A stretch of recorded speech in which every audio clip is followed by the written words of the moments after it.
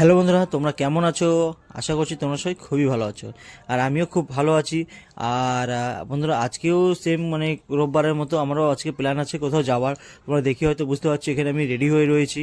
আর এখন বাড়ি থেকে বেরোচ্ছি রেডি হয়ে। আর কে কে যাচ্ছি, কজন আছি আমরা, সবই বলছি।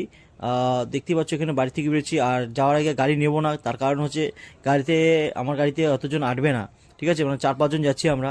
এখানে দেখতেই পাচ্ছ টোটো রয়েছে, এই টোটো হচ্ছে আমাদের নিজেদের লোকেরই। তো টোটোতে উঠে গেলাম আমি।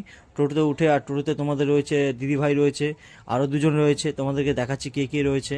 ঠিক আছে।